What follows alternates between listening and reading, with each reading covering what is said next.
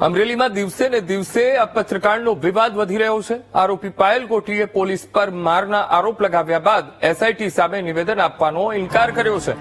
મંગળવારે રાત્રે એસઆઈટીએ પાયલ ગોટીને મેડિકલ માટે સાથે આપવા કહેતા વિવાદ ઉભો થયો છે। વિવાદ બાદ મેડિકલ તપાસ વિના જ એસઆઈટીની ટીમ પાયલ ગોટીને ઘરે પરત મૂકી ગઈ। પાયલ ગોટીએ પોતાના ઘરે એક્ઝિક્યુટિવ મેજિસ્ટ્રેટ સમક્ષ નિવેદન આપ્યું।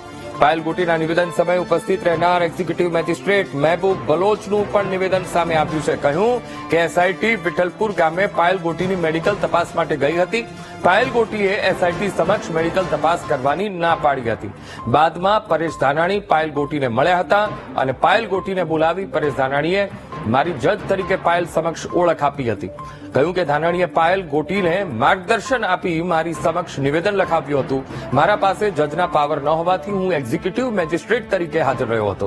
પાયલ ગોટીએ પોલીસે પટ્ટાથી માર માર્યાનો આરોપ લગાવ્યા બાદ જિલ્લા પોલીસે એસઆઈટીની રચના કરી છે। લેટરકાંડ મામલે અમરેલી જિલ્લામાં જે ફરિયાદ નોંધાઈ છે આ બાબતે પોલીસ દ્વારા એસઆઈટીની રચના કરવામાં આવેલ છે। આજરોજ એસઆઈટી દ્વારા વિઠ્ઠલપુર ગામે પાયલબેન ગોટીની મેડિકલ તપાસ કરવાના કામે ગયેલ, જેમાં અમો એક્ઝિક્યુટિવ મેજિસ્ટ્રેટ તરીકે હાજર રહેલા હતા। એસઆઈટી દ્વારા પાયલબેનને મેડિકલ તપાસ માટે સમજાવતા પાયલબેને મેડિકલ તપાસ કરવાની ના પાડે। ત્યારબાદ સમગ્ર ટીમ સાથે અમે પરત ફરી રહેલા હતા ત્યારે પરેશભાઈ ધાનાણી ત્યાં આવેલ અને અમને ઉભા રાખી ને પાયલબેનને બોલાવી અને અમારી સમક્ષ રજૂઆત કરવા માટે જણાવેલ અને અમારી ઓળખ એમને જજ તરીકે આપેલ અને પાયલબેનને ગાઈડ કરી અને એમને અમારી સમક્ષ રજૂઆત કરાવેલ। જે અમો ખરેખર જજ તરીકેના પાવર ધરાવતા ન હોય, અમો આ કામે એક્ઝિક્યુટિવ મેજિસ્ટ્રેટ તરીકે હાજર રહેલા હતા।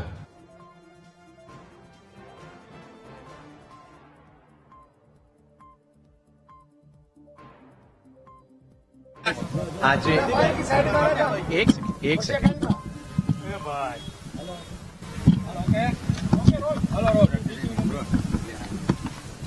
અમરેલીમાં આજે અમરેલીની પાટીદાર દીકરી, જેને સૌ કોઈ હવે જાણે છે, તેના સંદર્ભે અમરેલીના પોલીસ અધિક્ષક સંજયભાઈને મળવાનું થયું।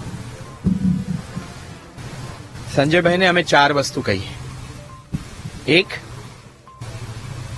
તો અમરેલીના ડિસ્ટ્રિક્ટ સુપરિન્ટેન્ડન્ટ ઓફ પોલીસ દ્વારા જે સીટ કોન્સ્ટિટ્યુટ કરવામાં આવી છે ડીવાયએસપી ગોહિલ અને અન્ય 2 મહિલા પોલીસ ઓફિસર્સની, એ અમને સ્વીકાર્ય નથી અને આ સીટ જે પણ તપાસ કરશે તેમાં આ દીકરી કોઈ મદદ નહીં કરે। કારણ જ્યારે પોલીસ કસ્ટડીમાં દીકરીને મારી અને એ સિવાય મનીષભાઈને માર્યા, ત્યારે આજ સંજયભાઈ ડિસ્ટ્રિક્ટ સુપરિન્ટેન્ડન્ટ ઓફ પોલીસ મારતી વખતે ત્યાં હાજર હતા। રિમાન્ડ આપ્યા તેની પહેલા આજ સંજયભાઈ જે ડિસ્ટ્રિક્ટ સુપરિન્ટેન્ડન્ટ ઓફ પોલીસ છે, અમરેલીના વડા છે પોલીસના, એમની જવાબદારી છે કે અમરેલીની પોલીસ એ કાયદાની મર્યાદામાં વર્તે। એની જગ્યાએ એમણે પ્રેસ કોન્ફરન્સ કરી તેમની ઓફિસમાં અને આ 4 નિર્દોષ કથિત આરોપીઓને એમની પાછળ ઉભા રાખી અને એમની ડિગ્નિટી, એમની મર્યાદા અને એમનો વિવેક કે જે બંધારણ એમને આપે છે એનાથી તેમને વંચિત કર્યા। આ લોકો કઈ આતંકવાદી નથી, આ લોકો કઈ મોટા બુટલેગર નથી, આ લોકોએ કોઈ ખૂન નથી કર્યા, આ લોકો કઈ ડ્રગ પેડલર નથી અને છતાં પણ એમને મજબૂર કરીને ડીએસપીએ એમની પાછળ ઉભા રાખ્યા કે જ્યારે બહુ મોટા ભીડ ગુનેગારો હોય એટલે આજે ડિસ્ટ્રિક્ટ સુપરિન્ટેન્ડન્ટ પોલીસને કહ્યું કે જે ઘટના આ પાટીદાર દીકરી સાથે થઈ છે એ સિવાય બાકીના 3 આરોપીઓને પણ પોલીસ કસ્ટડીમાં મારવામાં આવ્યા છે અને એમને જ્યારે મારતા હતા ત્યારે આ ડિસ્ટ્રિક્ટ સુપરિન્ટેન્ડન્ટ ઓફ પોલીસ એ હાજર હતા ત્યાં. એટલે અમારા પ્રમાણે આ દીકરી પ્રમાણે અમરેલીના ડિસ્ટ્રિક્ટ સુપરિન્ટેન્ડન્ટ ઓફ પોલીસ એ કસ્ટડીની અંદર જે અત્યાચાર થયો તેને માટેનો આરોપી નંબર 1 છે અને મુખ્ય આરોપી એ ડિસ્ટ્રિક્ટ સુપરિન્ટેન્ડન્ટ ઓફ પોલીસ હોય એની હાથ નીચે કામ કરતા ઓફિસરોને તપાસ સોંપાય કે અમરેલીની પોલીસે અત્યાચાર કર્યો છે કે નહીં, એની નિષ્પક્ષતાની અંદર દીકરીને વિશ્વાસ નથી એટલે અમે સીટને સ્વીકાર કરતા નથી. નંબર 2 કે જ્યારે તમે આ દીકરીને તપાસ અંતે નિર્દોષ જાહેર કરી છે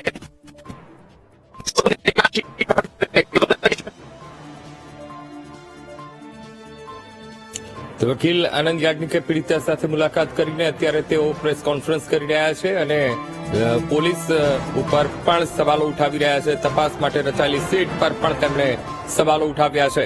કહ્યું કે અમરેલીના પોલીસ અધિક્ષકની સીટ પર અમને કોઈ પણ ભરોસો નથી અને 2 દિવસમાં હાઈકોર્ટમાં તેઓ રજૂઆત કરશે તેમ પણ કહ્યું. તો પાયલ ગોટી સાથે અત્યારે તેમણે ત્યાં મુલાકાત કરી એસપી કચેરી અને અત્યારે પ્રેસ કોન્ફરન્સ કરીને તેમણે માહિતી આપી.